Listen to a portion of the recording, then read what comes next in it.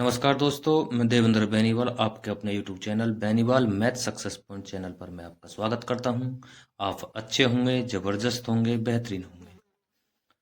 जैसा कि आप सब लोग जानते हो कि हमने 2 दिन से जो चैप्टर कर रहे हैं वो है क्लास 10 का चैप्टर नंबर 8, जिसका नाम है इंट्रोडक्शन टू ट्रिकोनोमेट्री, मतलब कि त्रिकोणमिति का परिचय।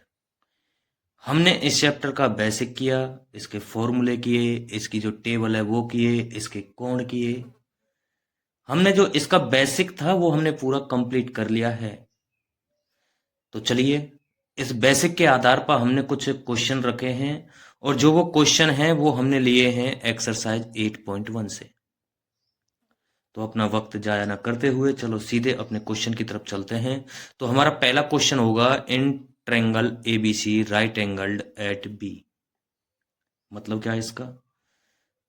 जो एक त्रिभुज एबीसी है जिसके अंदर हमारा जो बी है वो समकोण है। समकोण का मतलब है कि वो 90 डिग्री का है। तो इसके अंदर ए बी की वैल्यू 24 सेंटीमीटर दे रखी है, बी सी की वैल्यू 7 सेंटीमीटर दे रखी है। डिटरमाइन, और डिटरमाइन का मतलब है कि निम्नलिखित के मान ज्ञात कीजिए। यानी कि जो आपको नीचे वैल्यू दे रखी हैं, जैसे कि sign A, cos A, sign C, cos सी, इन सभी के हमें मान ज्ञात करने हैं। तो चलिए, तो सबसे पहले हमारा क्वेश्चन क्या कह रहा है कि इन triangle ABC right angle triangle, मतलब कि जो हमारा ट्रायंगल है वो हमारा राइट एंगल ट्रायंगल, मतलब कि 90 डिग्री का है, जिसमें बी कोण को 90 डिग्री से दर्शाया गया है। तो देखिए हमारा जो ट्रायंगल बनेगा वो कैसा होगा कि वो ट्रायंगल होगा हमारा कि ये जो लाइन होगी ये सीधी होगी और जो ऐसे,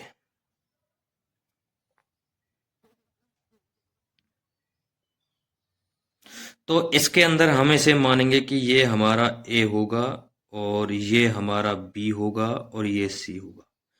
जहां से इसमें ये होगा तो ये हमारा बी है जो वो 90 डिग्री का होगा। इसी को हम राइट एंगल कहते हैं।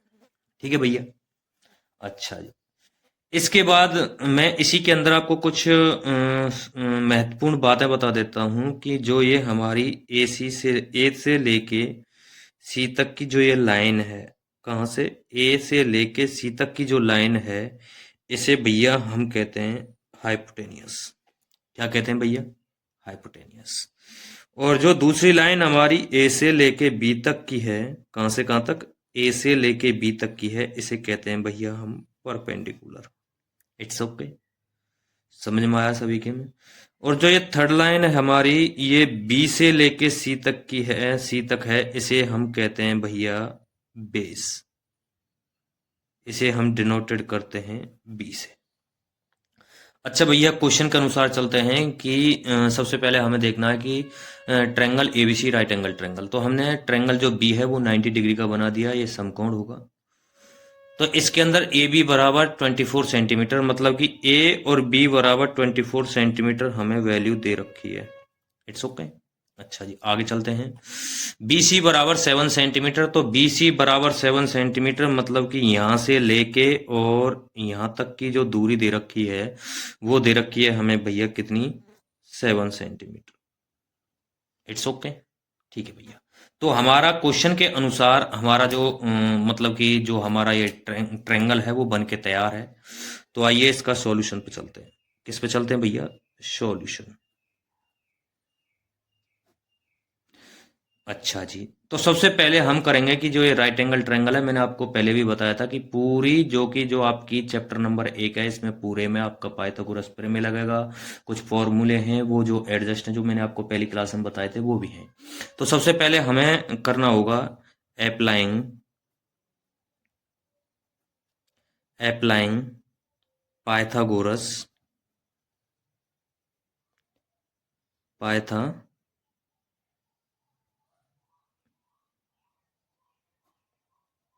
Pythagoras theorem. ठीक है, अप्लाइंग पाइथागोरस थ्योरम। ठीक है, इन त्रिभुज यानी कि triangle A B C comma we obtain. इसका मतलब कि अप्लाइंग पाइथागोरस थ्योरम का मतलब है पाइथागोरस प्रमेय का उपयोग करने पर इन त्रिभुज एबीसी में हम पाते हैं। इसका मतलब क्या है कि पाइथागोरस प्रमेय का प्रयोग करने पर हम त्रिभुज एबीसी में पाते हैं। तो पाइथागोरस प्रमेय का जो फॉर्मूला है वो है हमारा एच स्क्वायर बराबर P square plus B square. It's okay भैया। एच स्क्वायर बराबर P square plus B square. इसके अंदर मैंने बताया कि एच कौन सा है आपका, ए से लेके सी तक एच है।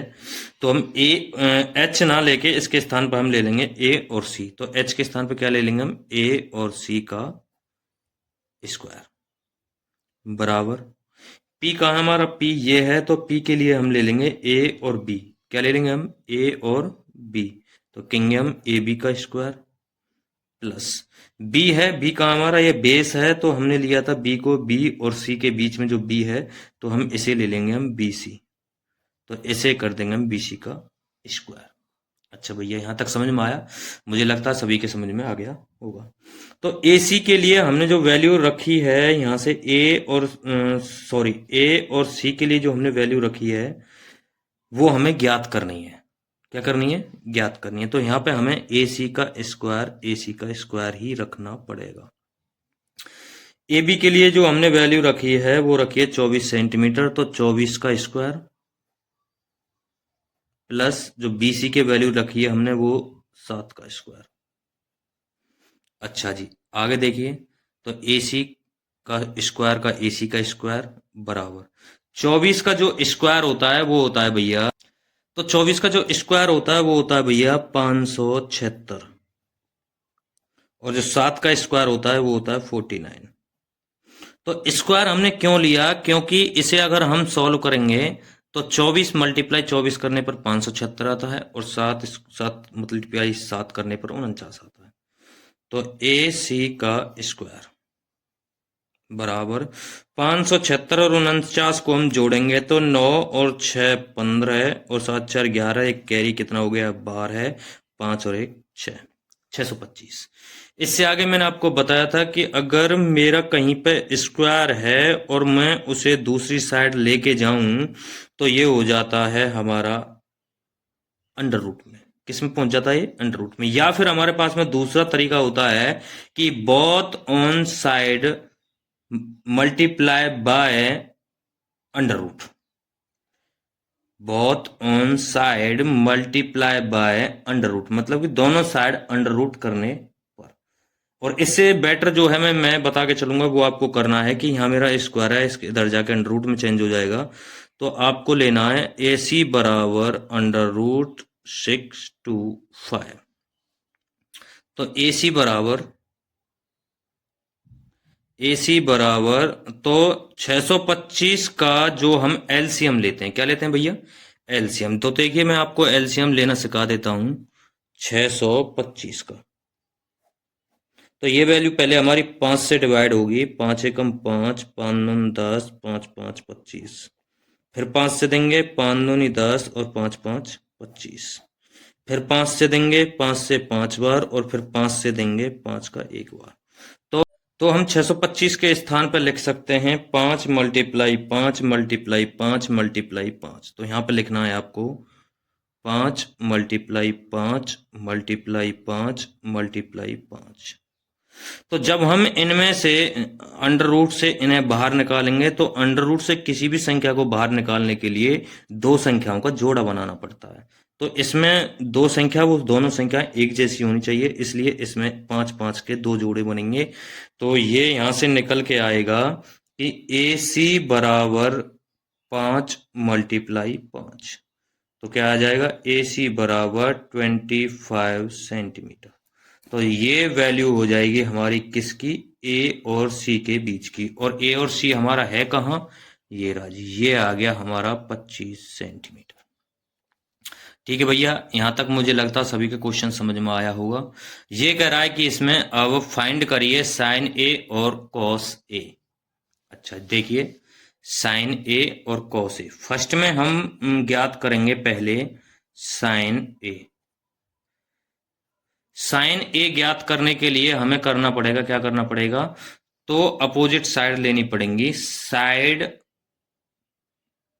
अपोजिट टू कोण ए।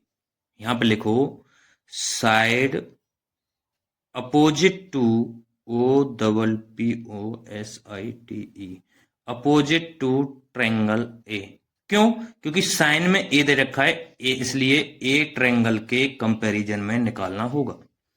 Divided by hypotenuse, divided by hypotenuse. मतलब कि अब आप बोल रहे होगे गुरुजी इसका मतलब क्या होता है, side opposite to triangle A. तो जो इसमें ये लिखा हुआ है साइड टू अपोजिट, देखिए सबसे पहले मैं आपको इस अपोजिट के बारे में बता देता हूं। सबसे पहले हम बात करेंगे अपोजिट की। अपोजिट का मतलब होता है, अपोजिट का मतलब होता है सम्मुख, सम्मुख। अपोजिट का मतलब क्या होता है, सम्मुख। और एक चीज और आएगी, एडजेसेंट, एडजेसेंट। और इसका मतलब होता है संलग्न, संलग्न भी कह सकते हैं इसे, ठीक है। तो साइड का मतलब होता है, आपको भुजा कह सकते हैं, साइड को हम क्या कह सकते हैं, साइड को हम भुजा। तो इसका मतलब हुआ कि हम इसको हिंदी में क्या लिखेंगे, इसे हम हिंदी में लिखेंगे कि सम्मुख भुजा, मतलब कि सम्मुख का मतलब होता है सामने वाली भुजा। सम्मुख भुजा का मतलब क्या होता है, सामने वाली भुजा। तो साइड अपोजिट टू कोण ए, तो कोण ए में जो साइड अपोजिट होगी, कोण ए, कोण ए तो मेरा ये है, तो इसके जस्ट साइड वाली जो भुजा होगी वो होगी मेरी बीसी वाली। क्या होगी भैया, मेरी बीसी वाली। तो बीसी अपॉन में हाइपोटेनियस क्या होता है, मैंने हाइपोटेनियस एच लिख रखा है, तो इसे कहेंगे हम एसी बराबर। तो अब मुझे वैल्यू बताइए कि बीसी की जो वैल्यू होगी वो होगी हमारी 7, और जो ए बी की एसी की वैल्यू होगी वो होगी हमारी 25। तो ये होगा भैया हमारा साइन ए का आंसर। तो यहां से हमारे बीसी अपॉन में ए, जिसमें साइन ए की वैल्यू 7/25 आ चुकी है। अब हमारा क्वेश्चन कह रहा है कि अब चलेंगे हम कॉस ए पर, तो कॉस ए पर चलते हैं। कॉस ए के लिए करेंगे कि साइड एडजेसेंट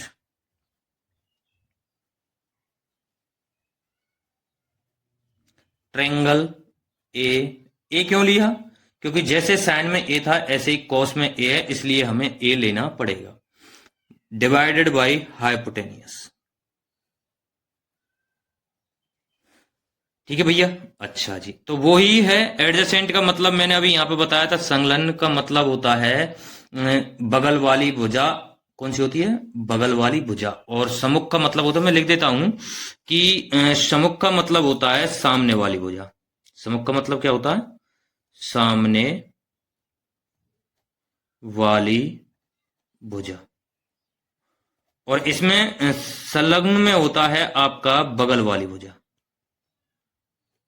बगल वाली भुजा, ठीक है भैया।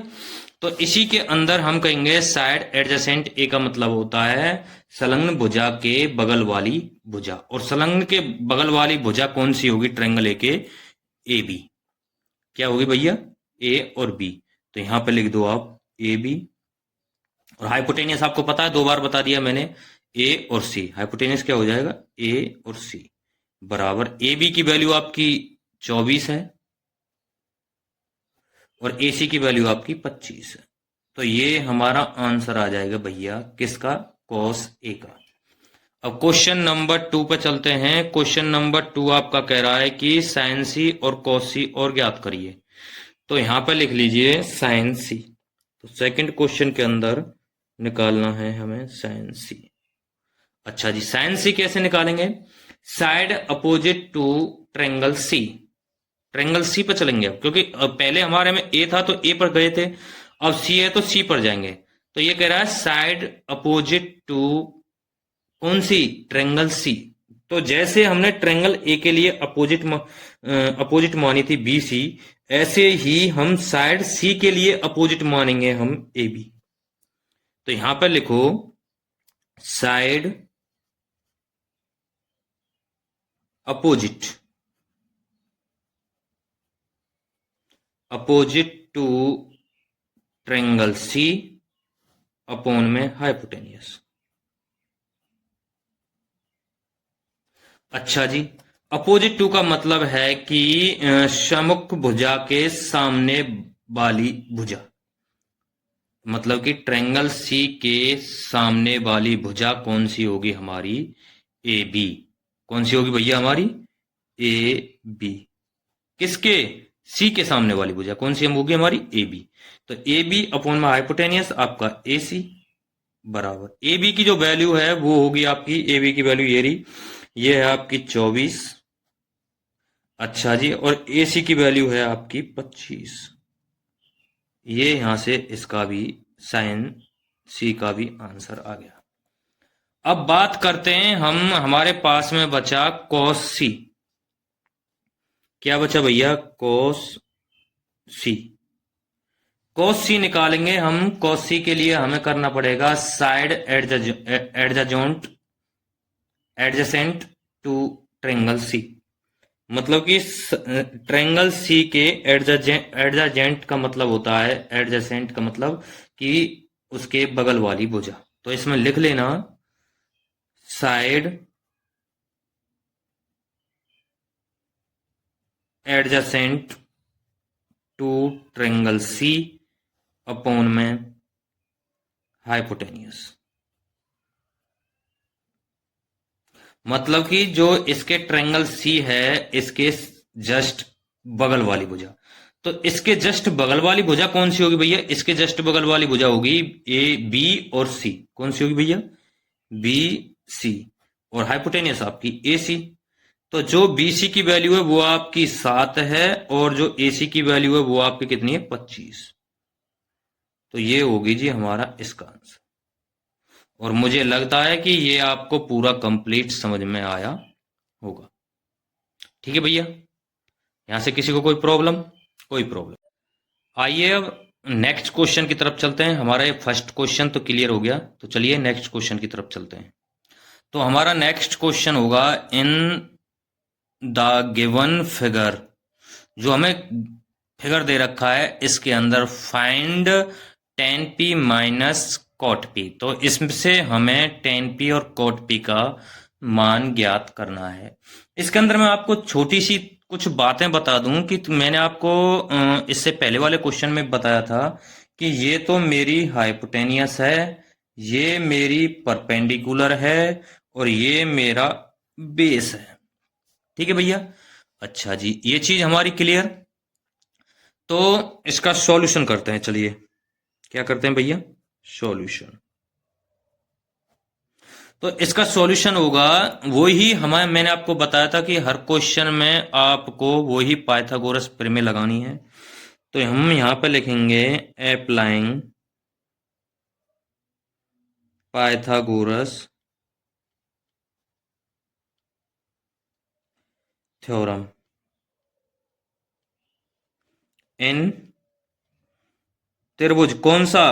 P Q R. P Q R we obtain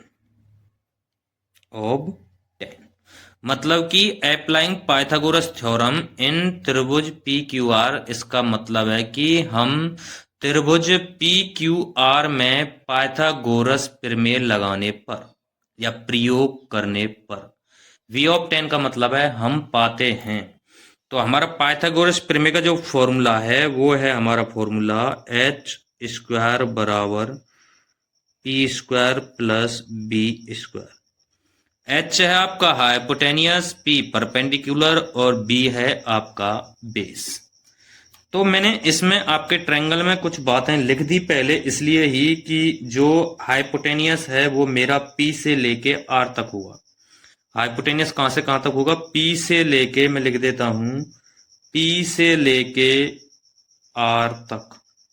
तो इसे मैं कहूंगा पी आर का स्क्वायर बराबर, परपेंडिकुलर के लिए मैंने आपको बताया था कि P से लेके Q तक मेरा ये परपेंडिकुलर है, तो जो ये परपेंडिकुलर है तो इसे मैं कहूंगा पी क्यू।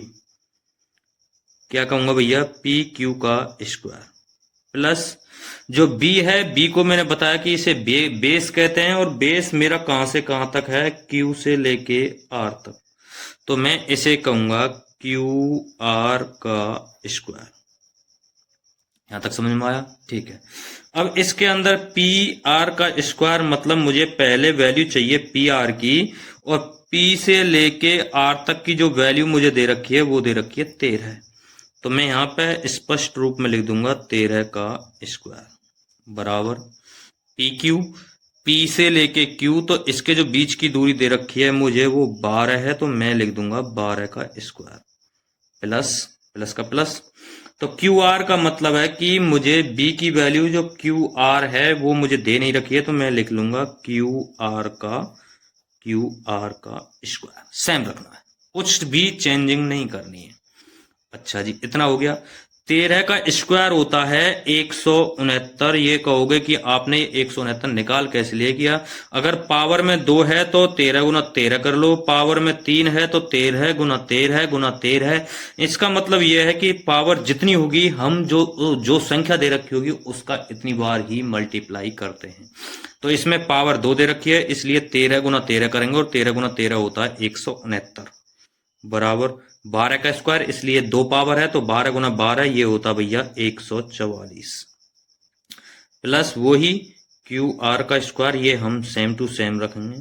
तो 169 है मेरा। देखिए यहाँ पर, यहां से थोड़ा सा चेंजिंग होगा। क्या होगा कि यहाँ पर मेरा 144 है जो प्लस का है, तो मैं बराबर के जस्ट इधर लेके जाऊंगा, तो ये हो जाएगा भैया मेरा माइनस का। तो माइनस का 144 बराबर, और ये में प्लस का है तो ये क्यू आर का स्क्वायर। सिंगल संख्या है, इसके आगे अगर वो पॉजिटिव है तो कोई दिक्कत नहीं है, पॉजिटिव लिखो या मत लिखो, इससे कोई फर्क नहीं पड़ता। तो 169 में से 144 जाएगा, तो यहां पे बचेगा भैया आपका 25 बराबर क्यू आर का स्क्वायर। और लिखना यहां पर, और इसे मैं ऐसे ना लिख के, इसे मैं ऐसे लिख सकता हूं क्यू आर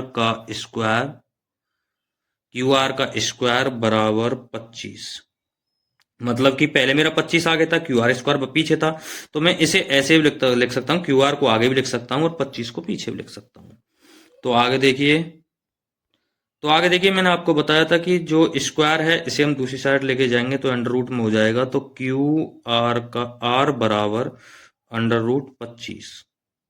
अब यहां से हमें 25 का एलसीएम लेना होता है, तो 25 का हम एलसीएम लेंगे, तो एलसीएम ऐसे लिया जाता है, 5 से 25 को डिवाइड करेंगे तो 5 बार, और 5 से 5 को डिवाइड करेंगे तो 1 बार। तो हम 25 के स्थान पर लिख सकते हैं क्यू आर बराबर अंडर रूट 5 गुना 5। तो मैंने बताया था कि अंडर रूट के अंदर दो सेम संख्याओं का हमें जोड़ा बनाना होता है, तो जोड़ा हमारा 5 5 का बन गया, तो क्यू आर बराबर हो जाएगा 5 और पीछे लगा देंगे सेंटीमीटर। तो ये हमारे क्यू आर की वैल्यू आ जाएगी। तो उस पर चलते हैं। तो क्यू आर कहाँ है मेरा? यहां से यहां तक है, तो इसे मैं लिख दूंगा 5 सेंटीमीटर। अब क्वेश्चन हमें पूछ क्या रहा है कि tan p minus cot p का मान ज्ञात कीजिए। तो इसमें हमें फर्स्ट नंबर पे क्या ज्ञात करना है? tan p। ठीक है भैया, tan p का मान ज्ञात करेंगे तो इसका जो फॉर्मूला रहेगा हमारा वो रहेगा side opposite to triangle p, क्योंकि मैंने आपको पहले बताया था कि जो साथ में चलता है उसी को हम एंगल मानते हैं। तो यहां पे लिखेंगे हम side opposite to triangle p upon में हाइपोटेनियस, सॉरी अपॉन में side adjacent to triangle p। मतलब ये हो गया। तो हमारे जो ये कह रहा है कि इसके जस्ट बगल वाली भुजा, किसके? p के। एंगल हमने कौन सा माना है? हमने p माना है। इसके जस्ट बगल वाली भुजा हो जाएगी हमारी क्यू आर। कौन सी हो जाएगी भैया? क्यू आर अपॉन में, तो एडजेसेंट का मतलब होता है जस्ट बगल वाली भुजा, और जस्ट बगल वाली भुजा कौन सी हो जाएगी भैया, हमारी ये भुजा हो जाएगी पी और क्यू। कौन सी हो जाएगी भैया, पी और क्यू। जस्ट वाली भुजा ये हो जाएगी, तो यहां पर लिख सकते हैं हम पी क्यू बराबर क्यू आर की वैल्यू देखिए, क्यू आर की वैल्यू हमारी 5 है और पी क्यू की वैल्यू हमारी 12 है। इससे यहां से हमारा इसका 10p का आंसर आ गया। अगर ये चीज समझ में ना आई दोबारा समझा देता हूं। अगर 10p का मान निकालेंगे जब हम, तो side opposite to triangle P और side adjacent to triangle P। तो मतलब ये है कि side opposite to triangle P का मतलब होता है जस्ट सामने वाली भुजा। अपोजिट का मतलब होता है जस्ट सामने वाली भुजा, और एडजासेंट का मतलब होता है बगल वाली भुजा। तो P के जो सामने वाली भुजा होगी, ऐसे हम इसकी नजरन से देखेंगे तो सामने वाली भुजा कौन सी होगी, क्यू आर। तो हमने क्यू आर ले लिया। Side adjacent to triangle P का मतलब होता है कि P के जस्ट बगल वाली भुजा ये हो जाएगी तो P, और P कौन सी हो जाएगी, पी क्यू। तो पी क्यू ले लिया, तो 5/12। अच्छा जी, आगे हमें कौन सा निकालना है हमें कॉट P। तो कॉट P की बात कर लेते हैं। कॉट P ही निकालना है ना, हाँ, कॉट P बराबर। तो इसमें जब हम लिखेंगे तो इसमें लिखेंगे side adjacent to triangle R. वही जैसे सेम टू सेम इसमें लिखा है, वही सेम टू सेम इसमें रहेगा। तो हम यहां पर लिखेंगे side opposite to triangle P upon में side adjacent to triangle P। ठीक है भैया, ये चीज होगी। अच्छा जी, यहां से आगे चलने के बाद हम कहेंगे कि side opposite to triangle P। Opposite का मैंने बताया था जस्ट सामने वाली भुजा, तो P के जस्ट सामने वाली भुजा यही रहेगी क्यू आर। तो हम लिख लेंगे यहां पर Q R. Side adjacent to triangle P, adjacent का मतलब होता है जस्ट बगल वाली भुजा, किसके, P की, और P के जस्ट बगल वाली भुजा हो जाएगी पी क्यू। तो यहां पर लिख लो पी क्यू बराबर। तो यहां पर देखिए पी क्यू की वैल्यू 12 है और क्यू आर की वैल्यू 5 है, तो 5/12। तो ये किसकी वैल्यू हो जाएगी भैया, कॉट P की वैल्यू। तो यही आपका आंसर है। मुझे लगता है कि ये क्वेश्चन भी आपको अच्छे से समझ में आ गया होगा।